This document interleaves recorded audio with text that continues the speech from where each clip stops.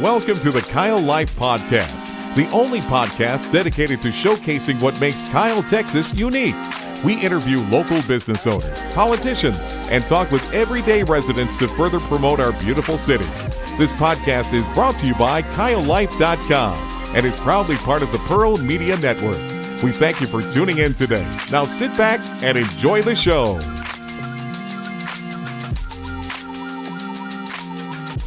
Hey guys, Joshua here with Kyle Life, and today we're broadcasting from the Pearl Media Network studios here in Central Kyle. Joining me in the studio is a good friend of mine and the owner of INsite Magazine, Claes. Sean, thanks for coming on the podcast. No problem. Good morning, or afternoon, or evening, no matter. Whenever you're listening to it. When you listen to it. Yeah, and it's live broadcasting whenever you're listening to it. I want to make right. Live on demand. Live on demand. Before we get into talking about INsite, could you tell my listeners a little bit about yourself and how long you've been in the Kyle area? Sure. Well, my name is Claes, as you just stated, and I grew up in Laredo, Texas, and moved to San Marcos to finish up my degree in mass communications, aka journalism. Texas State or Southwest? Southwest Texas. It was Southwest Texas State. I still don't honor the name change, but unless you go to Texas State, then yeah, go Bobcats. Then go Bobcats. But moved up in '96 to finish up my degree, and met my wife there. And well, she wasn't my wife yet. She was just the lady that ran the advertising for the student newspaper, where I was a designer and writer. But met her. We got married in 2001, and about a week after we got married, we decided to find a house, and because that's what you do. It's true. You have to do all the high stress things all in one jump right into that debt right there. So yeah, it's awesome.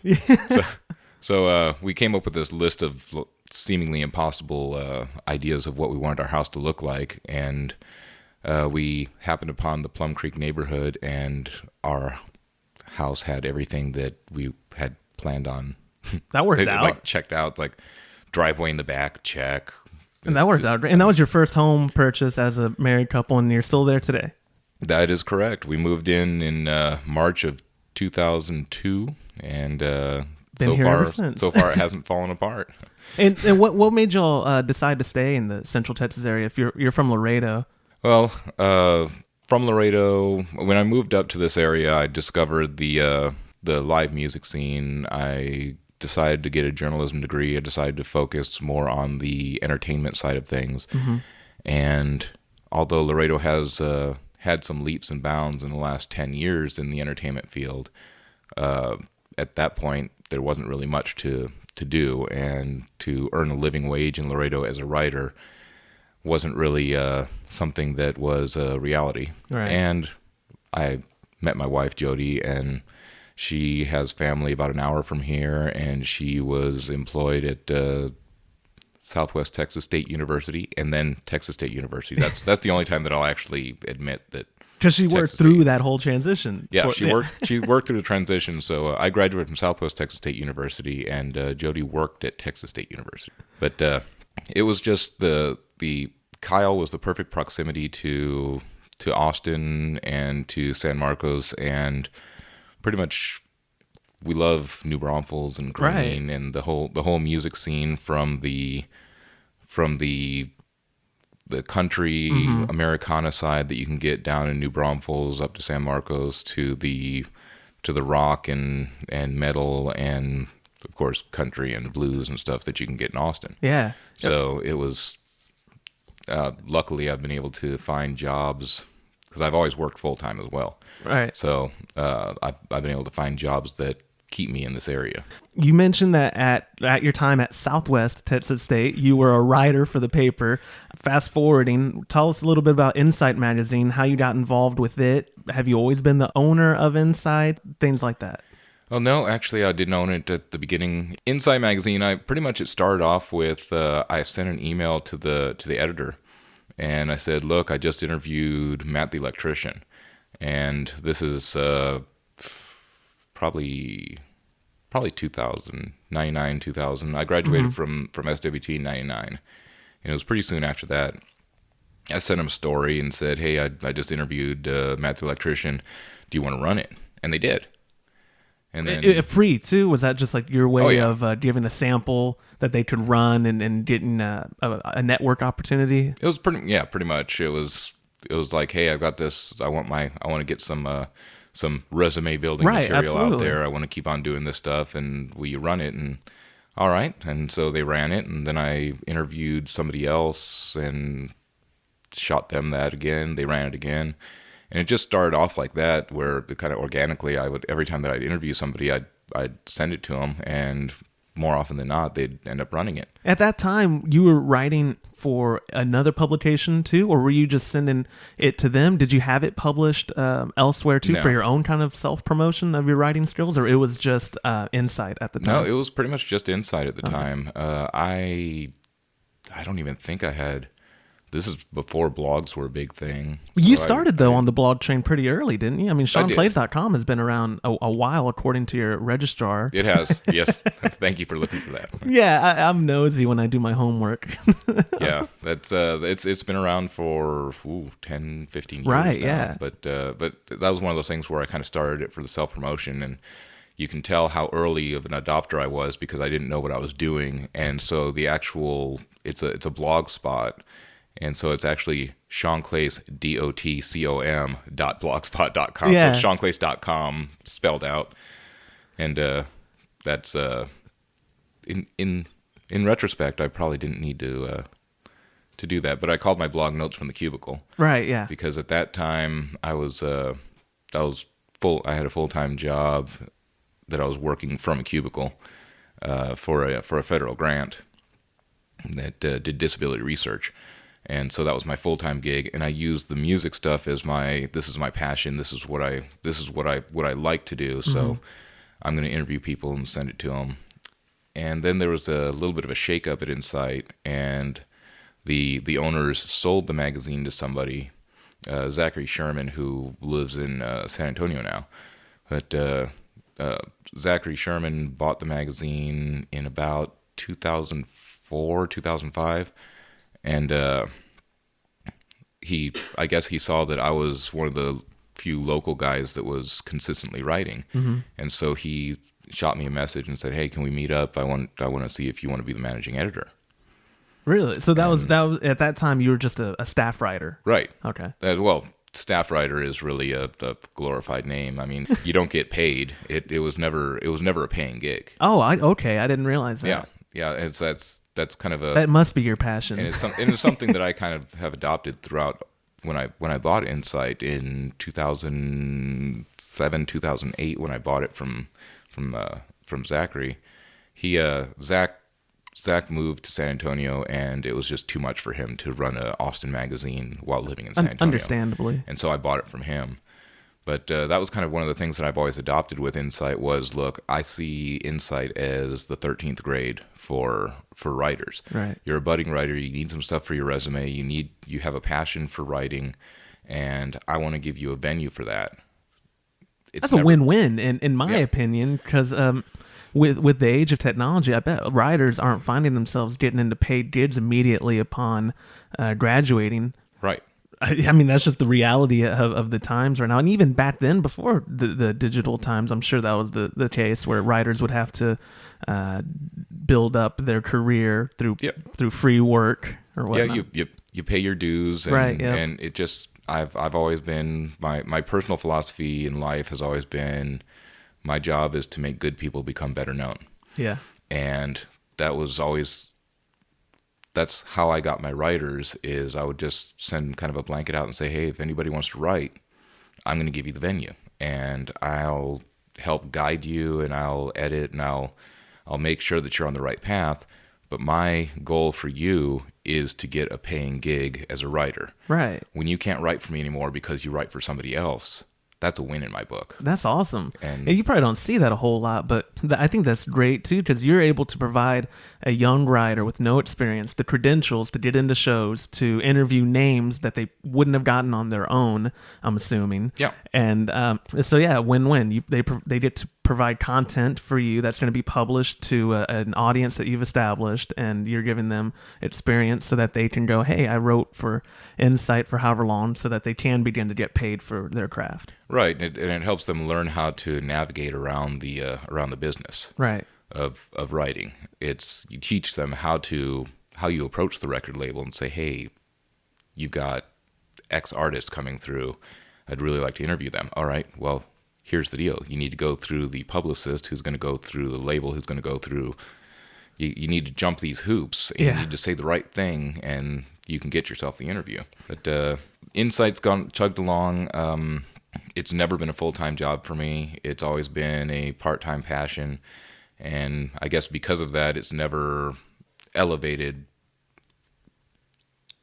to a profitable standpoint. Right.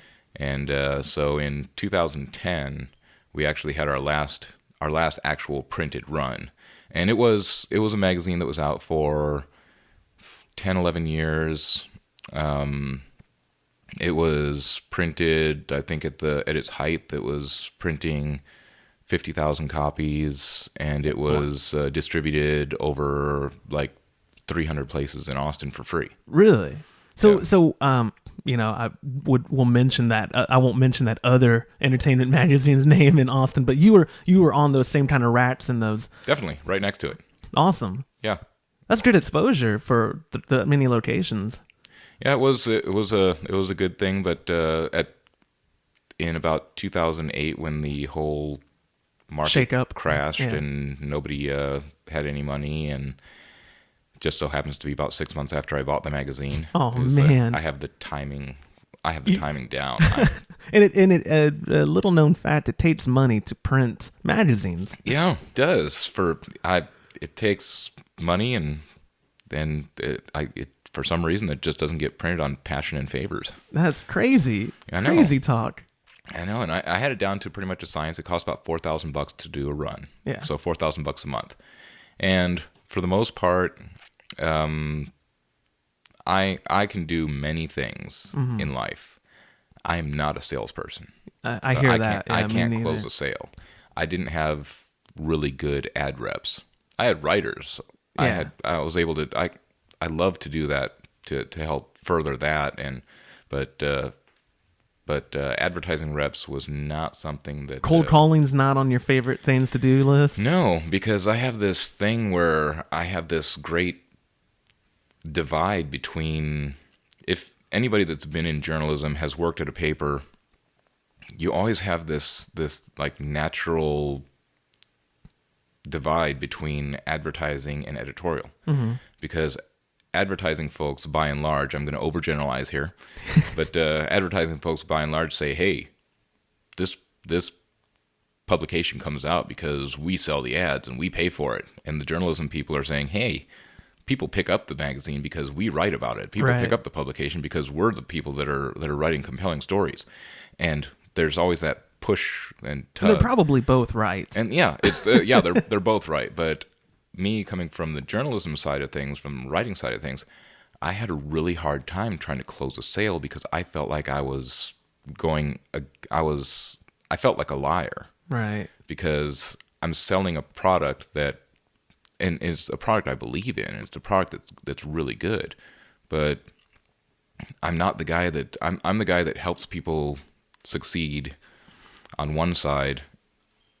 I just can't close the deal. So it's not out of the picture then in the future. If you can sell just enough to cover the run, have you considered going back into a physical copy, or is that off the shelf? Are you embracing the digital age for good now? Definitely. If I can make it to the point where I can sell a product that makes me enough money to sustain, right, I would definitely go print in a second.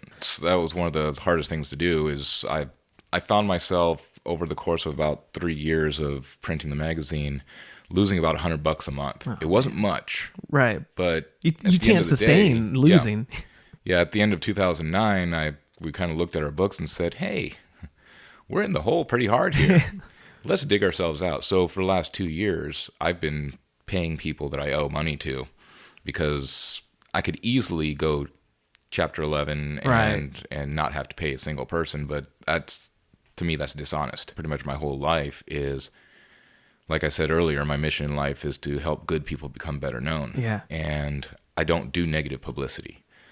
And I actually lost writers for INsite because I would not print negative CD reviews. I wouldn't print anything that had a negative slant to it. Because the deal is, if I'm writing about, and INsite covered the gamut of entertainment. It was the world of entertainment as it pertains to Austin. Right. And so when it was in print, we had a restaurant section, we had an art section, a music section, movies, right? Movies, and I mean, we had everything from video game, anime, and pretty much. Oh wow! We had a little bit of everything, social events and outdoors and all that good stuff. But my biggest concentration was always on the music side, and my concept of that is I don't do negative, because if I'm a musician and I put my heart and soul into this record, CD, MP3, whatever you call it. Whatever you want to call it today. The magical song. Yeah. I put all of my effort, my heart, and my soul into this, and I hand it to somebody to listen to, and I hand it to a reviewer to listen to, and they think it sounds like dogs getting run over by steamrollers, and they hate it. That's their ear. There's the reason that I put all my love and passion into this piece, because it's a beautiful piece of music to me. Right. And there's a crowd for that, or it would have never been recorded. It would have never come out. Mm-hmm. And there's a segment of the population that listens to that, and it's Mozart to them. And it's something, it's a beautiful thing that reviewer's ear can't hear. Mm-hmm. Why make fun of, why diss, why be negative and hate on something that you don't understand? Well, and could a reader infer, would it be fair to say, like, if you, let's say a new, and I don't listen to radio, so man, I do not know who's popular now. Let's say Taylor Swift. Didn't she just come out with something new? I think she did, yeah. Okay. Taylor Swift writes a CD or releases one, and your magazine doesn't cover it. I guess a reader could infer there wasn't someone on the staff to review it that enjoyed it. That could definitely be I mean, because that all that needs to be said at the end of the day anyway about a CD. If the reviewer didn't like it, it's my opinion, I didn't like it. So if you don't include it, that's just the same thing as being like, well, we didn't have anything nice to say, so we didn't say anything at all. That's pretty much it. That was INsite, the philosophy of INsite in a nutshell. There, if you don't have anything nice to say, don't say it. Yeah, and that's not a bad thing. I know a lot of people now, because I follow a gazillion blogs where negativity is a very good bait to get people in on the article. But that's like, I mean, every other Joe Schmo does that now, where something super negative. And I could see where I may have steered the magazine wrong and lost people and lost readers because I didn't do negative. Yeah. Because I know that there's a few publications out there that have kind of hung their hat on being negative, and there's some that I read that they do it in such a funny way. I mean, there was I don't know if it still comes out, but there was it's called Rank and Review, and then it ended up being called the Red River Review. Oh yes, I've heard of And I don't know. If it is. They are hilarious, and they're tongue in cheek, and they're negative to the point of positive, really. That's great. They're so negative, and it's not something that is, I mean, I wouldn't read it to my kids type thing. Yeah. But it's they're almost like punk sensibility negative.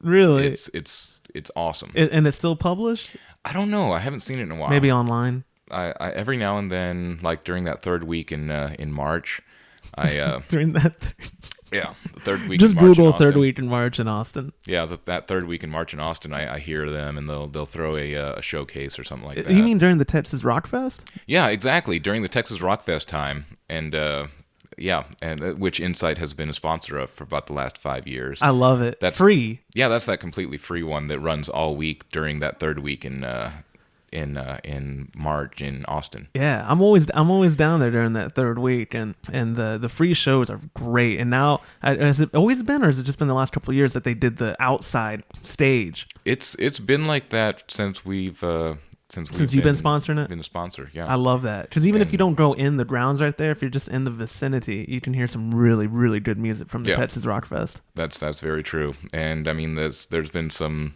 good bands that and that's the thing I like about the Austin music scene. That's the thing that I like about Texas Rock Fest is they give new bands a chance. Yes. And I mean, One Eyed Doll is now has been in Revolver magazine and has done huge tours and has this great following.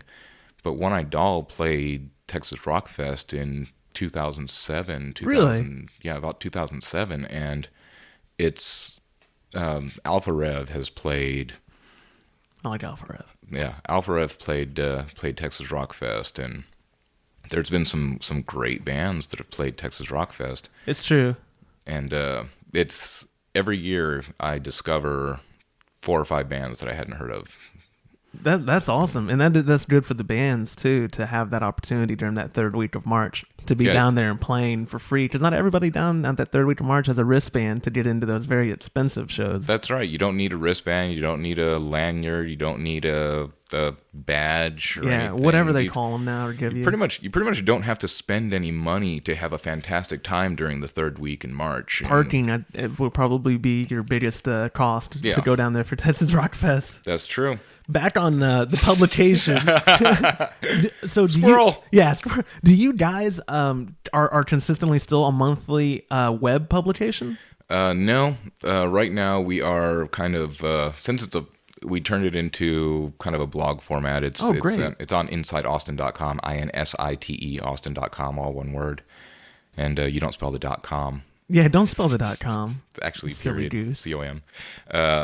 We publish as we get stories, and that said, I'm always looking for people that want to write, and I'd love to give people chances. And now, really, with the digital age, I haven't figured out how to make any money, but at the digital age, this is just as impressive as having something in a print publication. It is. It really is. 10 years ago. So people that want some resume fodder, they could definitely come on and if they wanted to write a monthly article, I'd love to have a monthly set of writers. Right. Yeah, that'd be, and again, I've never run your statistics, so I'm probably talking out of turn, but you've got an established audience still. It's just web-based now. It's not print.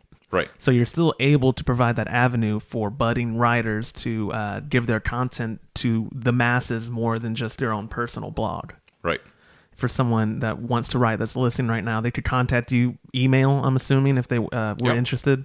Yep. Sean at InSiteAustin.com. That is INSITE, if you weren't listening 10 minutes ago, or seconds. AUSTIN. Yeah, Austin. DOT. No, not DOT. Period. COM. And Sean is spelled SEAN. Oh, that actually, Yes. Thank you for bringing that up, because I always spell it SHAWN. Not when I'm referring to you. That would be incorrect. That would be. That would Don't be- email that- that, Sean. So we mentioned Austin. Obviously, they call themselves the live music capital of the world. They've got tons of venues. You can always hear music any given night. Kyle, on the other hand, not so much, right? We're not necessarily known for our live music. Do you see places trying to offer music regularly? Well, funny you should mention that. No, but really right now, there's been, I don't know what the raceway is called now, but... it's like Kyle Music and Event Center, maybe? Yeah, it's They just changed it, and I didn't write that down. It's one of those things where when you live in town long enough, you refer to things as the old. That's true. The old Thunderhill Raceway. Yeah. But the old Thunderhill Raceway, just south of Austin.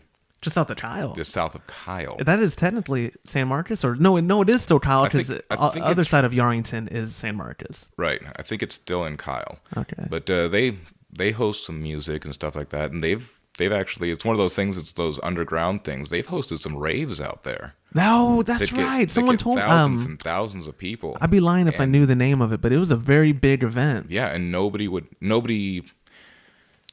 quote unquote normal person would have heard of it. But there's like 5,000 people show up to this rave in Kyle, Texas. And that's an annual event, or it's only happened once? I don't know. It's happened a few times. Okay. But they've done that. The Kyle Music Festival that the Chamber puts on every year. That is annual. I totally forgot about the music festival. Had been out there. They bring in some big names for the music festival? They have. Yeah. And big is relative, but I mean, yeah. it's typically like Texas country, right? That headlines out there? There's Texas country, but the 2 years ago they brought in Los Texas Wranglers, which, no way. Which little bit of trivia, the lead singer, I forgot her name, but the lead singer, she was actually raised in Kyle.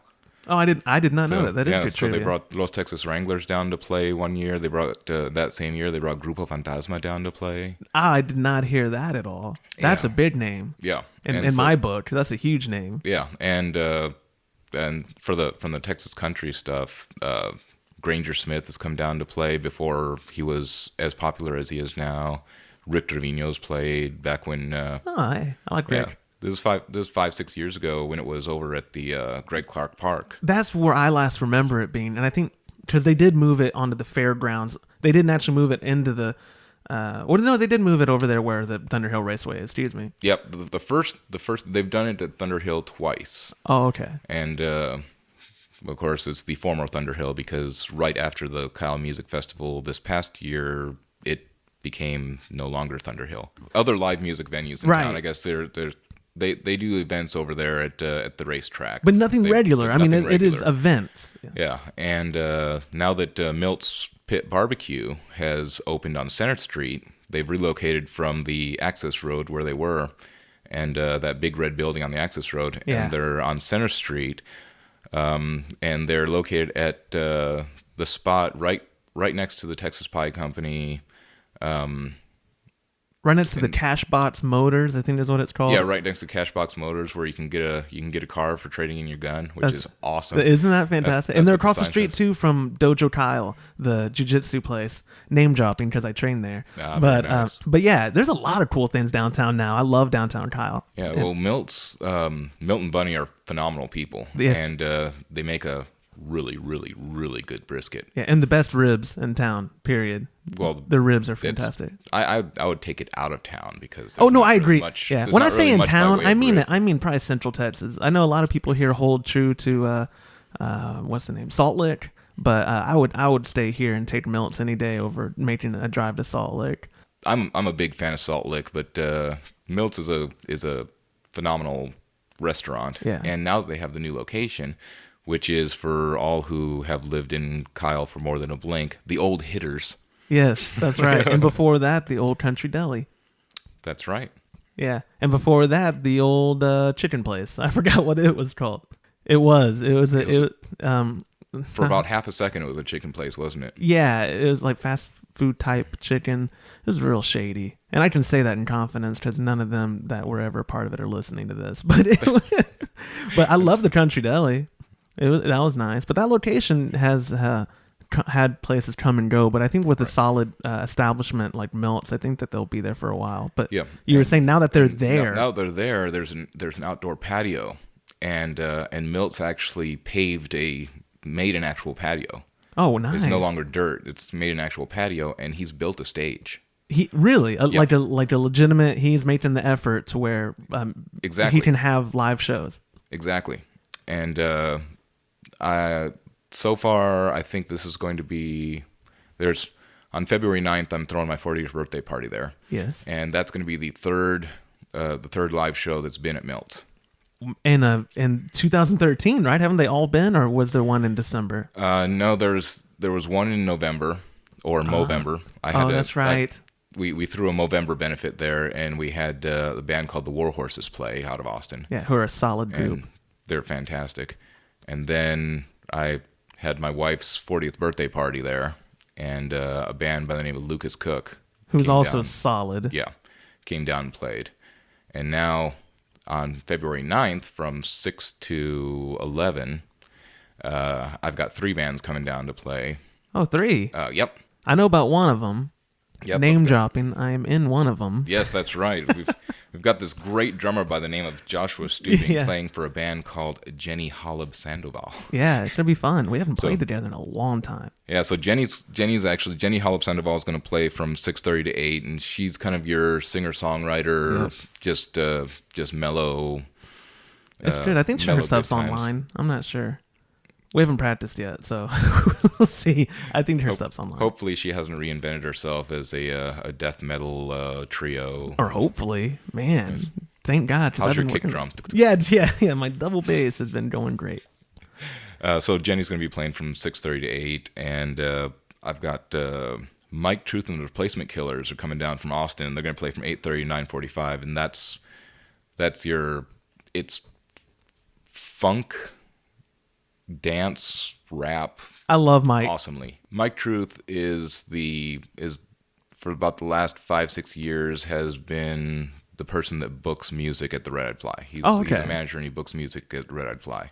So I got to know him because I'm an entertainment writer, and he quickly became one of my favorite people, and he's probably my favorite person in music. That I believe it in Austin. Yeah. And I was booking my birthday show, and he called me up. He was like, "You need a band?" I was like, "Mike, I didn't even think about asking you because I mean it's a full 7-piece horn section funk.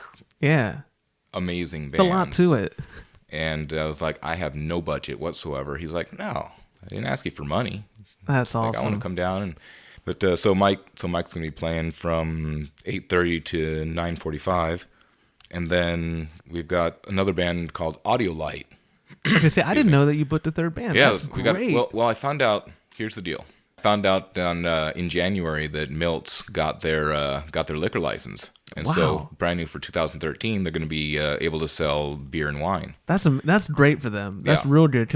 And so does that change the parameters? Because if anyone sees your invitation, it was BYOB. Is that change that now? Like legally, will it have? Yeah, that kind of changes that. If you're going to drink, buy it from Milt's. Yeah.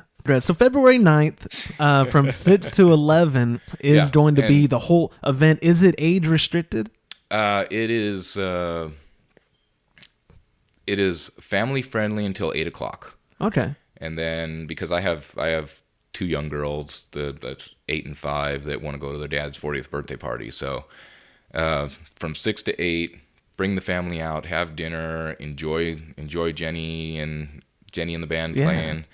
And in the company, because it'll be a good amount of people there for you. Yeah.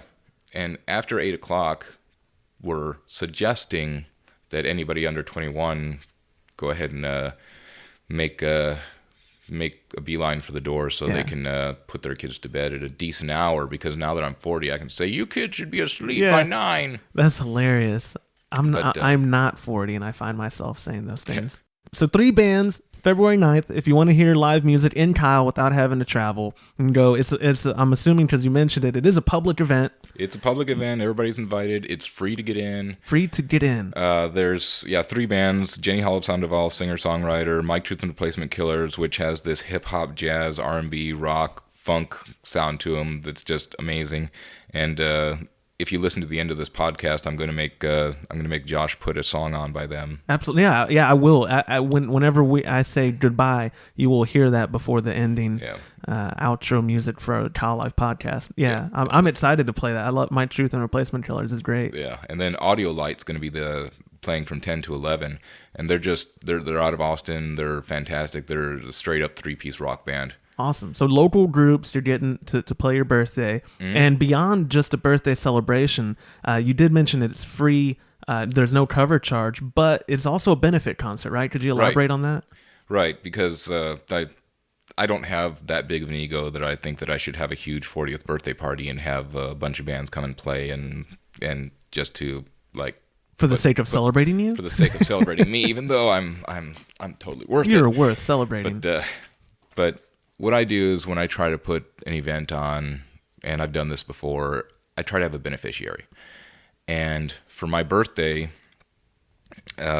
somebody that means a lot to me was my my college advisor for Mass Comm, Jeff Henderson, and he passed away a couple of years ago. But before he passed away, there was a scholarship established in his name called the Jeff Henderson Scholarship for Journalism Excellence, and it's handed out through TIPA, which is the Texas Intercollegiate Press Association, which is, for lack of better explanation, it's like UIL for college. Oh, okay. That explained it well for me. Yeah. And so TIPA is kind of like UIL for college, and Jeff was big into TIPA, and he was a mentor for so many people for the last 20 years. I don't know what years he taught at Southwest Texas State and then Texas State. Probably about 20 years. Oh man. I think he got there in the good chunk of time. Yeah, I think he got there in the 80s. And then he retired in 2003, 2004. Oh wow. And he passed away a couple of years back. But I wanted to give back, and I wanted to also further the idea of having somebody earn their education. Yeah. And the Jeff Henderson Scholarship for Journalism Excellence, I can't even say excellence, which probably that's why I would have never been granted it myself, by the way. I think that's the biggest irony is I would have never been a candidate for the Jeff Henderson Scholarship for Journalism Excellence because it requires a 3.0 GPA, and I don't believe I ever had that in college. Yeah, I can count that high. But but it's a fantastic scholarship that it's going to help somebody, or I don't know. I don't know if it's a yearly or a semesterly. I think it's a yearly scholarship that will help a person realize their ability to help them in their ability to become a journalist, to become a writer, to become something in the media field or in the mass communication field. And it's for people that are going into Texas State. Is it specific to that, or is it it's not? Not specific. Because it's through TIPA? Yeah, it's through TIPA, which is all of Texas. Texas. Oh, great. So it's not limited to just correct. Oh, that's good. Yeah, it's. I believe that it's in all Texas. Awesome. And so you will be accepting donations of any amount, right, at the concert, at the definitely. event. That's awesome. Yeah, definitely. And there's also going to be tip jars for the bands because all three of these bands have come out to play for free. Well, it's going to be a good thing, a fun event. I've said this before when we had Gary on the podcast, Gary Vanderweg, and some other people too, that the thing I love most about Kyle is it very much feels like a community of people that genuinely want to help each other out when need be, and people have a good time with each other. And I think I hope that when the people that come out there, that you get some good donations for that cause, because that is good. Anytime you can help a college student alleviate that burden of the debt on their shoulders, that's always a good thing in my book. Right. And it's kind of helping the future leaders. Absolutely. And hopefully they are thankful. Hopefully and Jeff Henderson touched so many people in his life and was such a positive influence on so many people that I just want to make sure in my little way. I mean, I'm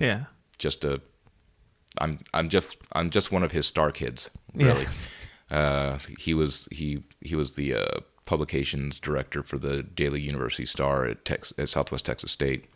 And see, I almost slipped up and called it Texas State. You did almost call it Texas State. Wrong with me. Getting old, man. That was him slapping his hand.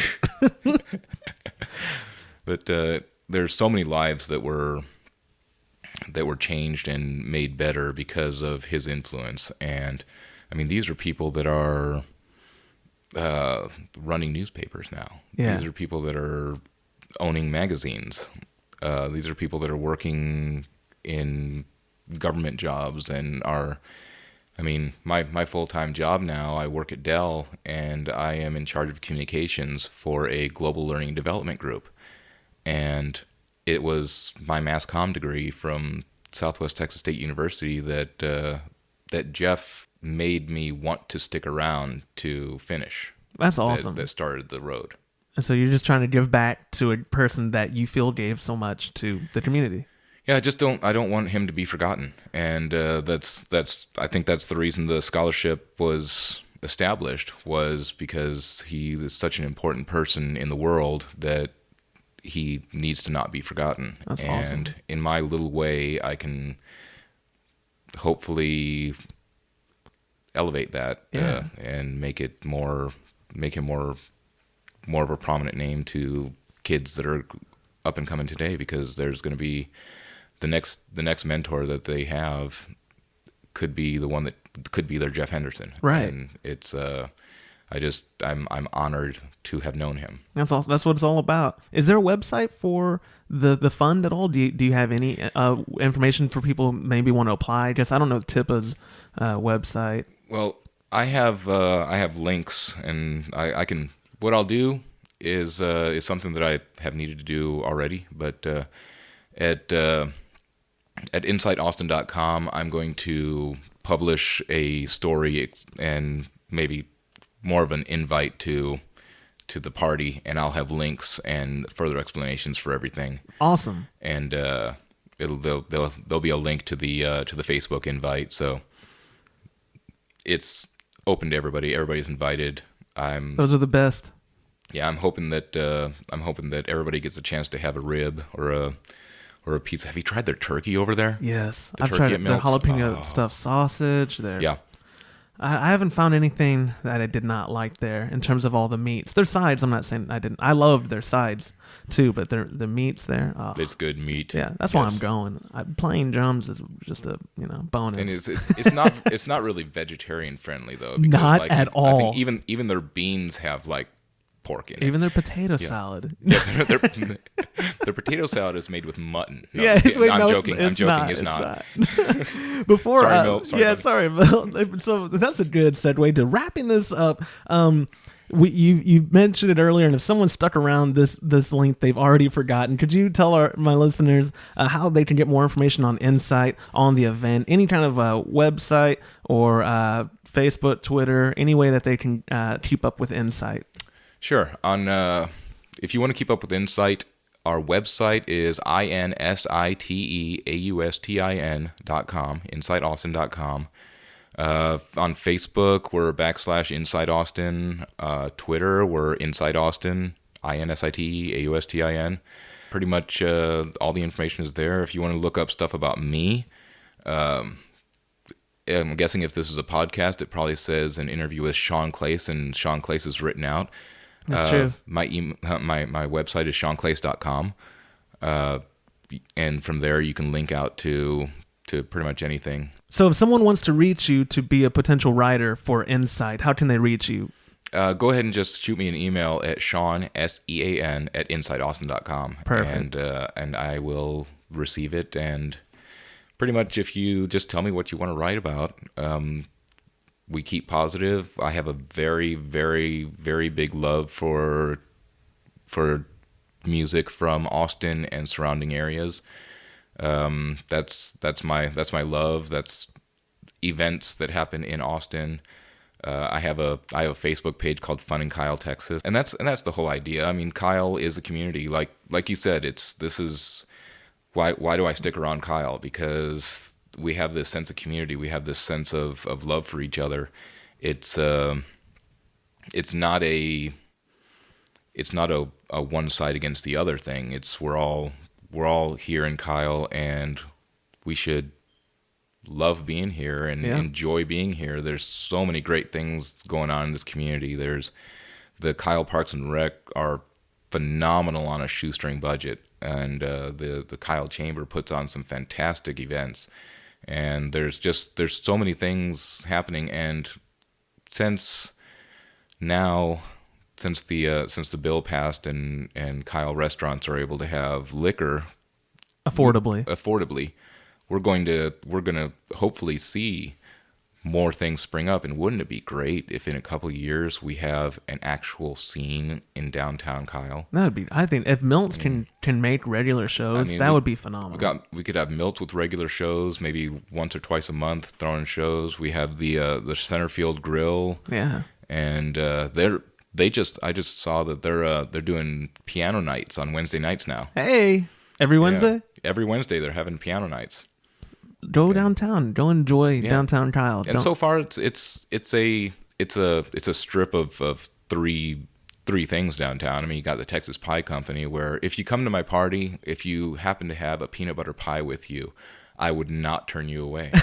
You'll get it for free. Peanut butter pie from Texas Pie Company is pretty much as good as the brisket you get at Milts. I mean, it's amazing. He said it. And as good as the burger you can get at Centerfield or Bailey's Burgers. Come on now. Come on. Try it. It's the dessert version of wonderfulness. I really do, man. I appreciate you coming over here to the prestigious Pearl Media Network studios. It's just wonder. I love the whole block. Don't you? Yeah, man. Beautiful. I told that to Gary too. I love having you guys in my neighborhood, and I love having you guys around. And I appreciate you taking the time to come hang out with me today. Well, thank you for inviting me. And if you want to be an entertainment writer, if you want to read entertainment that has to do with Austin, Texas, look up INsite at InsiteAustin.com.